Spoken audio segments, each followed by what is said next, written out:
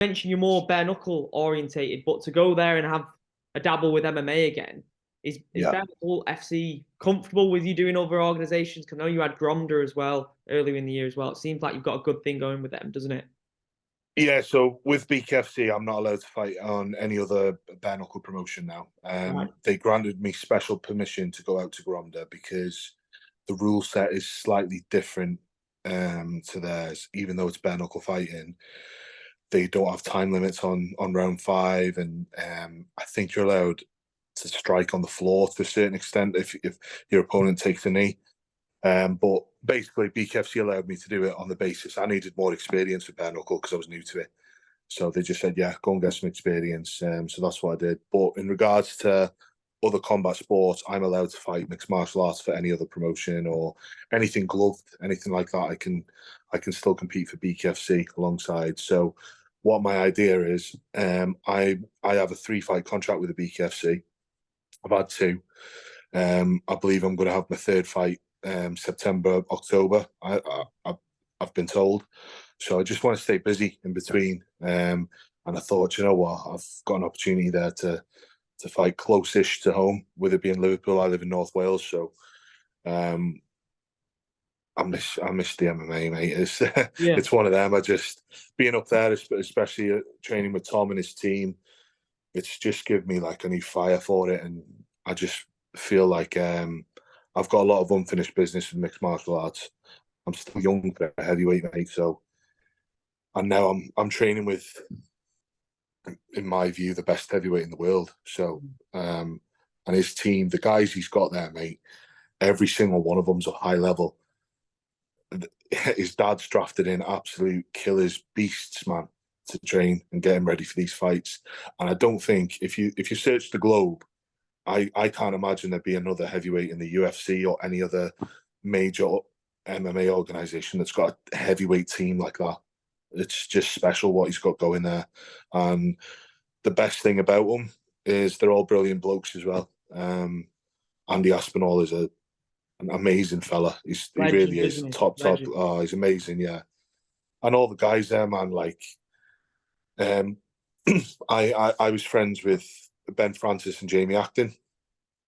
So they got me involved. Ben was actually the one that got me in touch with Andy. So I'm so grateful for the opportunity to come up and train, and I'm very grateful to Ben and Jamie for sort of getting me the foot in the door, especially Ben, putting me in touch with Andy in the first place. But I've got so much time for all of them, mate. They're helping me up there as well. I'm there to help Tom. Obviously, I'm there as a heavyweight to help him in his camp as much as I can.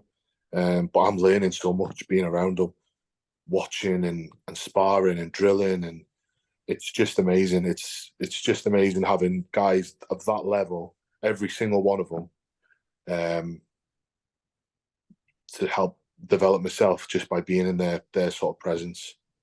It's an unreal gym, isn't it? The atmosphere in there, like you said, they're there helping you as well. I saw a lot of the guys in the corner that were surrounding the cage when you were sparring.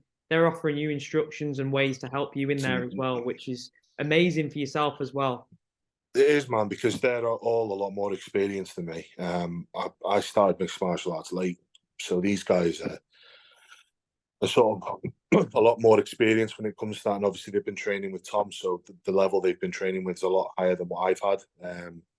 So it's fantastic, mate. I'm so like honoured and grateful to be involved. I can't put it into words how like grateful I am. It's just amazing. Mike, the Thai coach, the striking coach he's got as well, has been amazing with me. He's got like Pavel, he fights on Brave. He's an unreal heavyweight. Yeah.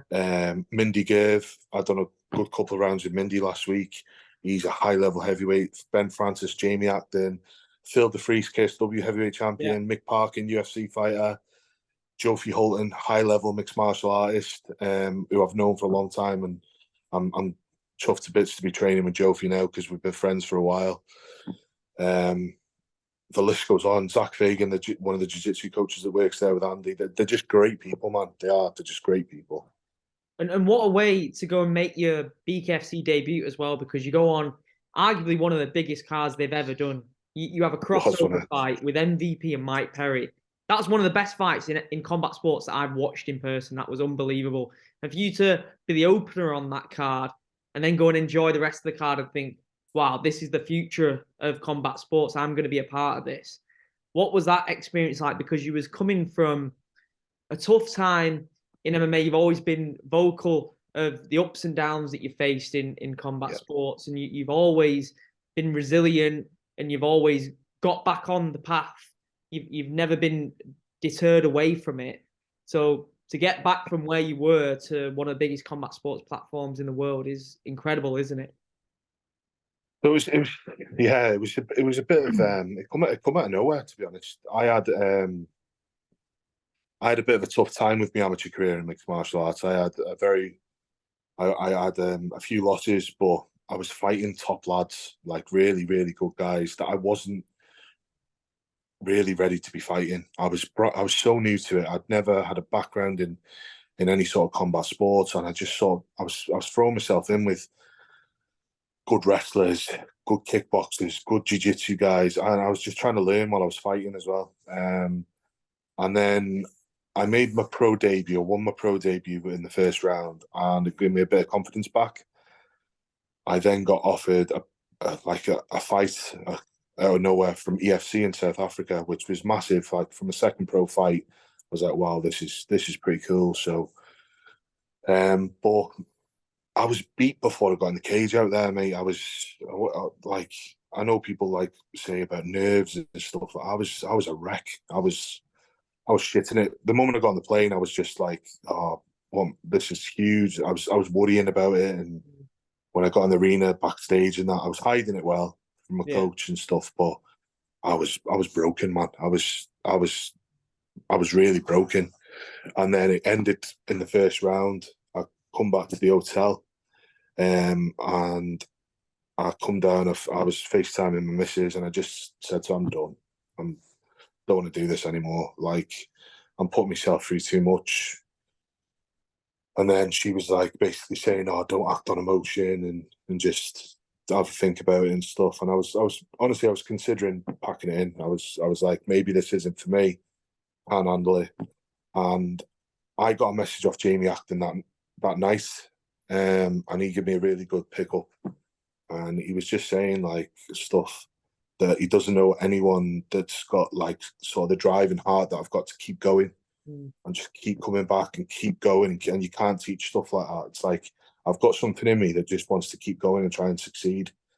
And it doesn't matter what happens to me, what sort of adversity I face. I seem to just pick myself up and keep going with it. So then I come back, and I was just considering what to do. I was having a bit of time. I went for a bad patch with it, mate. To be honest, I was pretty down about stuff, and I took on a mindset coach who was amazing. He agreed to like sponsor me. His name's Rob Holdsworth, and he just sort of took me back up to level-headed. He was amazing. Just doing Zoom calls with me every week, and just started doing like hypnotherapy and just confidence boosting me, and he just got me back level.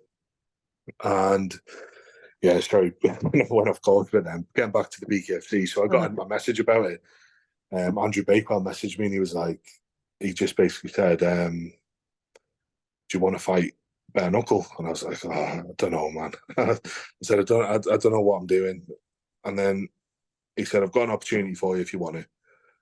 So I didn't know it was London or Wembley or anything at this point. I was like, so I had a little chat with my missus, and I was like, I'm going to go speak to Harry, my head coach at Trident. And I was like, what do you think? And he went, if you want to do it, build some experience back up. So we put a plan in place for me to go away and just work on stuff to make an MMA comeback.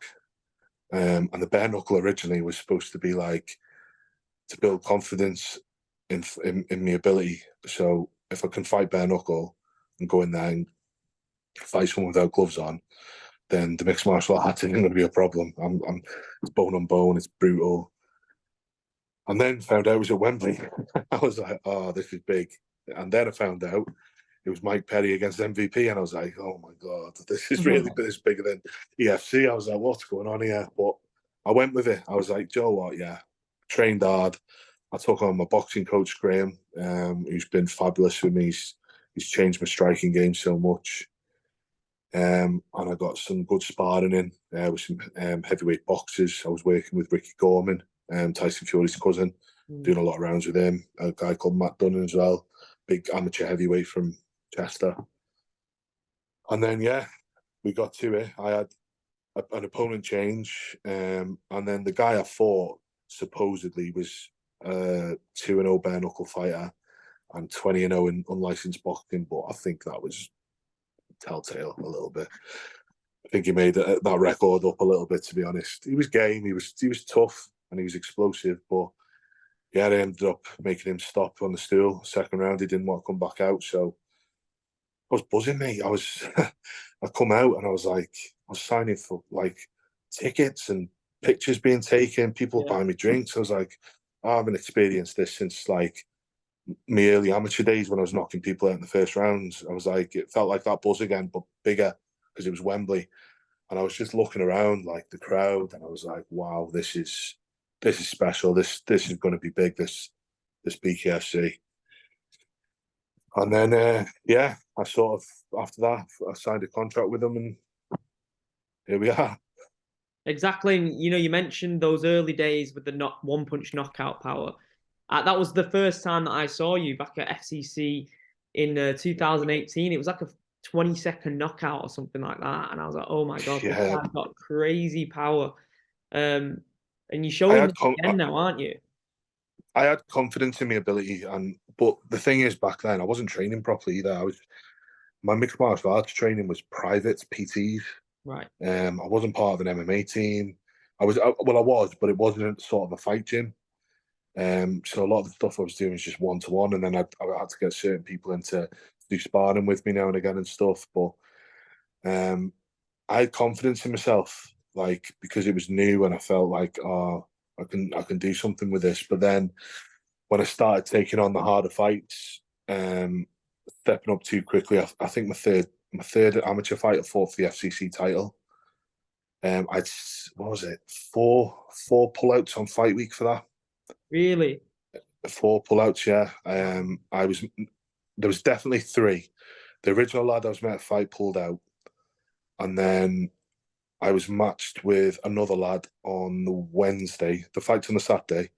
He pulled out Thursday morning, and then Thursday evening, Adam Tay said, I've got a lad from Next Gen, and my coach didn't want me to take the fight, but I'd sold 60, 70 tickets. I was like, I've been training for 8-9 weeks for this. It was for the title. I was like, let's just go. I was told that the lad was a grappler, and then we got there, and he was like 6'8", long striker. So it was, yeah, it wasn't the right. I shouldn't have took the fight. At the end of the day, it was too soon. Fighting for the title in my third fight at amateur, I was silly, but I didn't know any better back then. And you wanted to go out there and put on a show for the fans at the end of the day as well. You sold tickets, and there's a pride within a fighter as well. You don't want to turn down an opportunity that's presented to you. I know your coach was giving that advice, but he didn't know just how you were feeling and that you'd put in all that training. You don't want to throw that training and preparation away, do you? That's it, mate. Absolutely. And I feel I made a lot of naive mistakes as an amateur, but that's what you do. You learn from it. That's what the amateurs are for, learning. But I made quite a lot of them. And it's only sort of, I'd say, the last 18 months, 24 months since I joined Trident. I've been there nearly 2 years now, that I've sort of switched on properly with stuff, and I'm training properly, and I'm going up to Aspinall's for proper sparring and bits with heavyweights. And then I'm training at Trident Mixed Martial Arts. Is a fairly new gym. It's based in Gromda in the world. But the level in there is unbelievable. Tim Barnett's the MMA coach. He fought in Cage Warriors.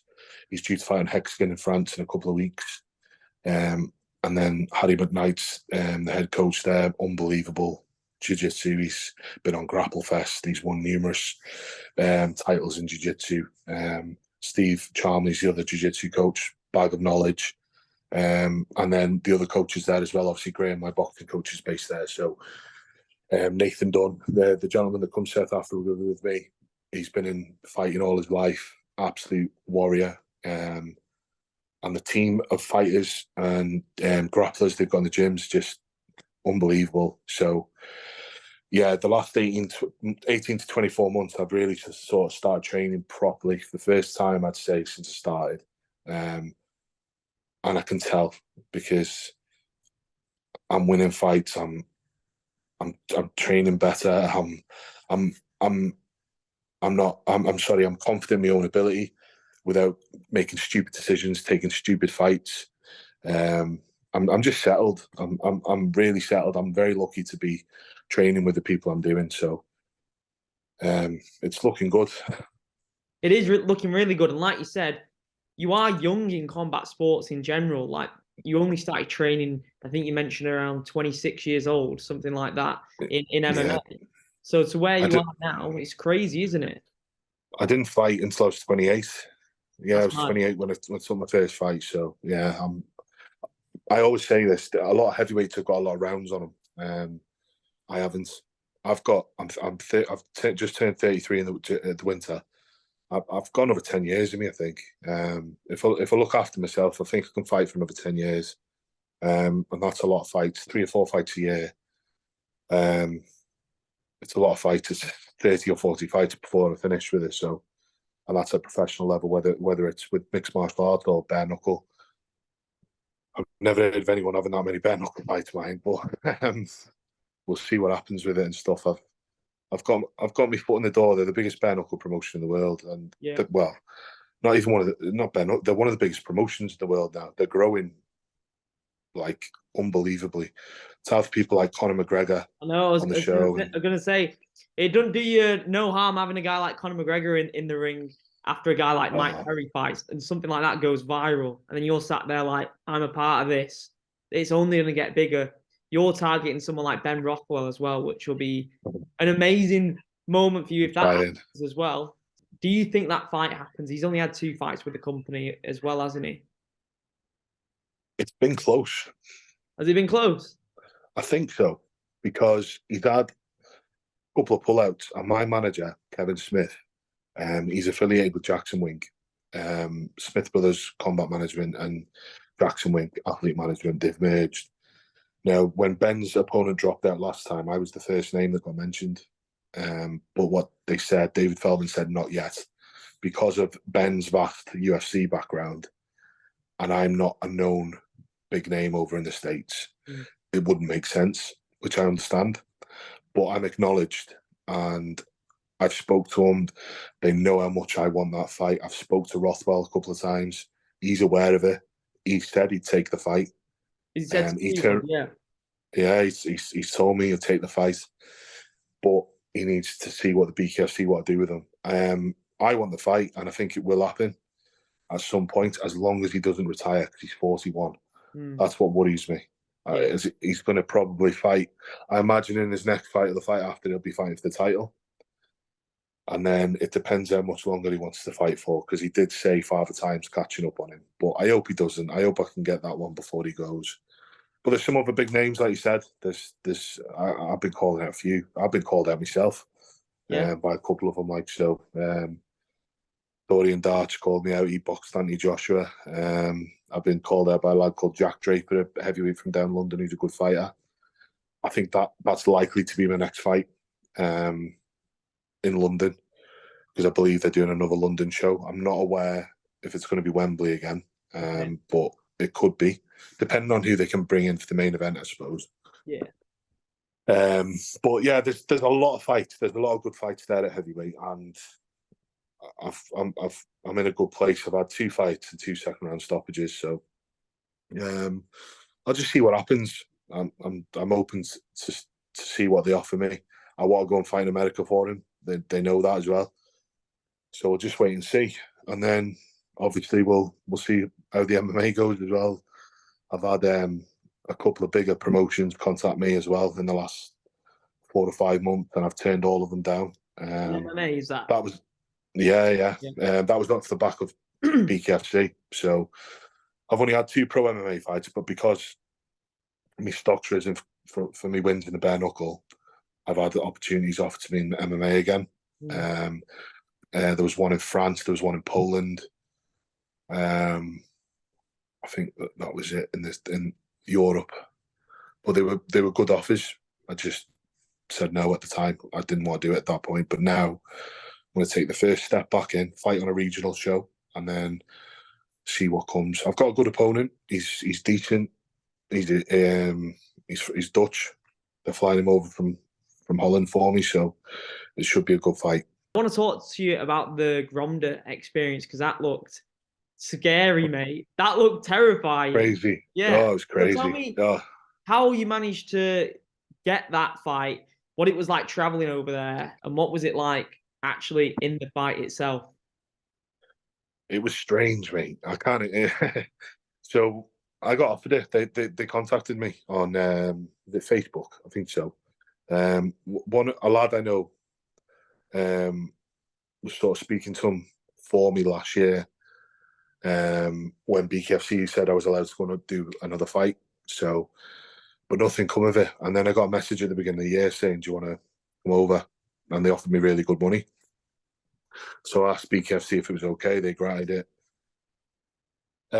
It was just mental, mate. We got we landed in Warsaw late at night. The guy picked us up, and the first thing he said was no English, and I was like, oh. Said to the coach, I said he just doesn't want to talk to us. It's a 2-hour drive, doesn't want to speak to us, and we were driving, and oh man, it was like barren. It was like World War II. It's still been there. It was weird. But we were driving, it was close to midnight, I think, and he just pulled the car over, middle of nowhere, no pitch black, trees and everything, and got out. And we were like, "What the fuck? Oh, we're gonna get shot or something here. What's going on?" My coach was like undoing his belt. Like I said, "What are you doing? When you've got to be ready to go?" And I was like, he was just going for a piss.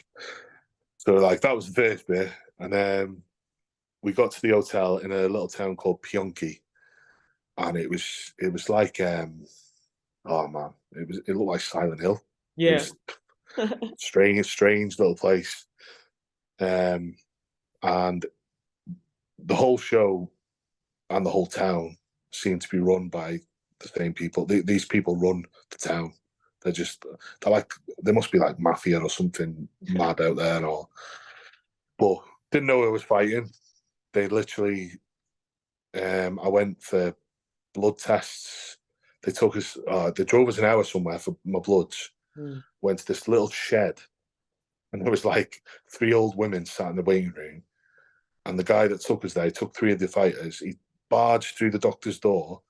There was someone in there being seen, and he was like, they started yelling at each other in Poland. Next minute, this patient comes out, and these old women were like arguing with him, basically saying there's a queue. And he basically went, "No, fighters first, leave." And we're like, I felt well awkward. I was like, oh, this is. So we had our bloods done. And then he drove us an hour somewhere else to have the next part of the medical. And it was like, there was all like, we went in, there was crosses on the wall and pictures of Jesus. It wasn't a doctor's. This little old man come out, and he was like shaking my hand, and he was going like, "Big Rob." He was like trying to squeeze my hand as hard as he's got on. Yeah. This is the doctor. Yeah. It's like, oh. So having blood pressure done, all that. The medical was legit. Like it was full medical and stuff. I hope so. I hope so as well. And then we got back, and then literally he said, 15 minutes back here. I was like, "What now?" And he went, "Movie." And I was like, "What?" And then I come down, and all the fighters were there, and they drove us to like a junkyard, and there was dogs in cages, and there was, you see like on the films, like the American films where there's big piles and like mountains of it. It's like and we had to stand in a line and like put our like nasty face on to the camera and start throwing punches at the camera. Yeah. And then we had to it was Poland versus Europe. We didn't know that either. I think they might have just decided that on the day. So they lined all the Polish lads up and us, and we had to walk at each other like it was Green Street, like we were going to have a big brawl in this junkyard. And we just all started laughing. We're like, what's going on here? There's drones flying above us. It's like, what's going on here? But we finally got all that done. And then we went to the venue, and it was like a TV studio. It looked massive, but it's not. It's like a TV studio. And then they say it's a random draw. But the guy I fought, coach, said he knew he was fighting me. So I was like, it's not random then. Or they thought it was me or someone else. It was one of two. But they did this thing. We had to rehearse the walkout, and then we had to like rehearse the way we got in the ring. We had to look a certain way at the camera. It was like being on a TV show. Like everything was rehearsed perfect. So I spent like 3 hours doing that. Rehearsed the face off. So the first one was like, yeah, real. Second one, so I've done this already. It was just like, oh. So then we went back, and then the day after was the fight.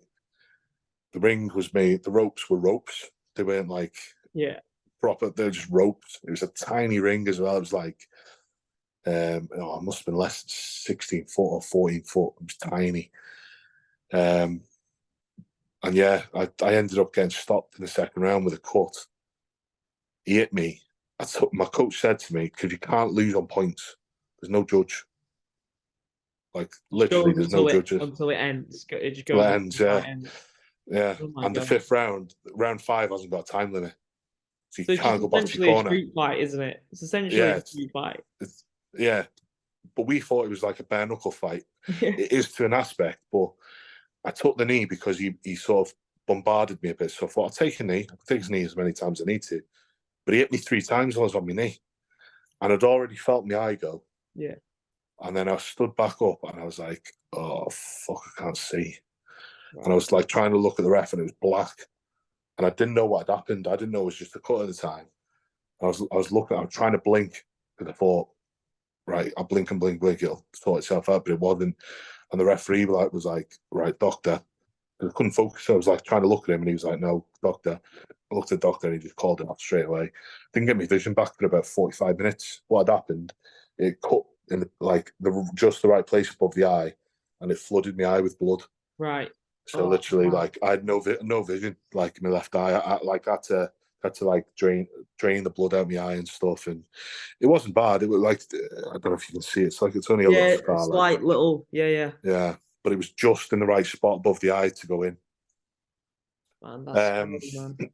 And then so we went back, and I just said to me, coach, we're not fucking staying here for another night. It was just there was nothing there, mate. Like there was like a little shop. There was no bars. There was no restaurants.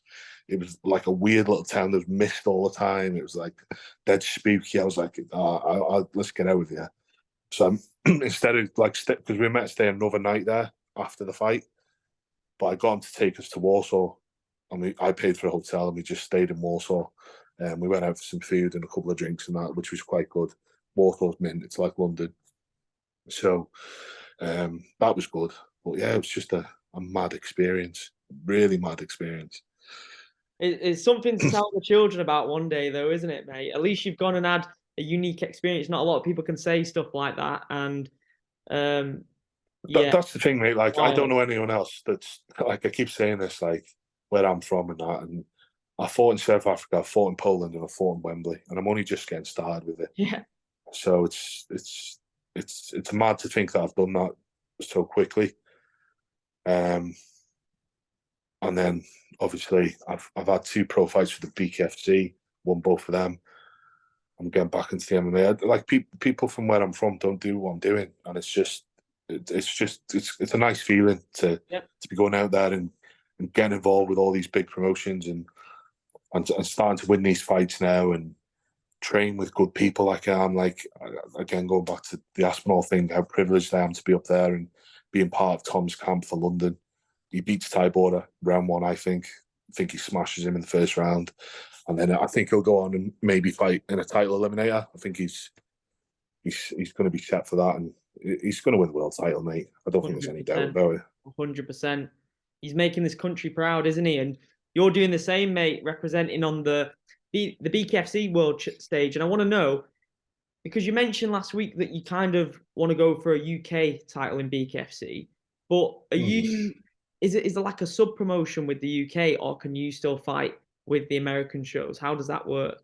you still gunning for the world title, or is it the UK title that you kind of have to stick to? No, you can go. You can go fight. James Lilly is fighting Luis Palomino for the world title. Okay. 2 weeks, I believe. Okay. So Danny Christie's just won the light heavyweight UK title. So in my head, ideally, if I win another one or two, probably, depending on the caliber of opponents, I'd probably be looking for a UK title fight. If I get to 4-0, then I imagine it's probably doable. Yeah. And then maybe after that, look at going over to America. I wouldn't get a world title fight straight away. I need to build myself up with them. They need to. The thing with combat sports, as you'll be well aware, you've got to be marketed right. You've got to make your name bigger, your brand. It's part of it. That's why people get big fights. You've got to be impressive, obviously, and you've got to have the skill set to get up there. But it's all about marketing yourself right and stuff. So I have to raise my profile a little bit with them. That's why I try and post on social as much as I can, and I go through little spells where I tag them in as much as I can, just to keep me fresh in their minds and that, and yeah, definitely. So they're aware of me. 100%, mate. We're running out of time because we've only got a 30-minute time limit, so we've got 3 minutes left. But yeah, last one. When the Ben Rothwell fight eventually happens, hopefully it happens for you, how do you see you guys matching up? I think I'm the only guys in the division that does match with him, due to my size, my power. I'm finding my feet with it as well. It's not MMA, it's bare knuckle. He's got this big background in MMA, and he was very successful in UFC and what he's done, but it's a different sport. It's different to anything. So I think I'm one of the very few guys that can stand in there with him and definitely take a shot of him, and I'll stand there with him and give it back. And I think it'd be a fight that the American fans especially would love to watch, because we're both big blokes. So I think it makes sense on that aspect. We're both big, bald, tough fellas, you know what I mean? It's going to be a scrap. It's going to be a war whenever it happens. It'd just be it'd be an old-fashioned scrap between two big blokes, and I think it'd be good for people to watch. Awesome, man. I hope it happens, and I can't wait to see how your career unfolds. Like you said, a couple more wins, and you could be holding a bit of gold, a bit of UK gold from Bkfc, and Nice, mate. Onwards and upwards from there. And as well, you've got the MMA thing going on as well, which is absolutely incredible to see. So MMA next in August, isn't it? August 19th in Liverpool. Yeah, I'm looking forward to it, man. Thanks very much. It's been good to chat to you. It's been a while since we had one in it. So yeah, 100%, mate.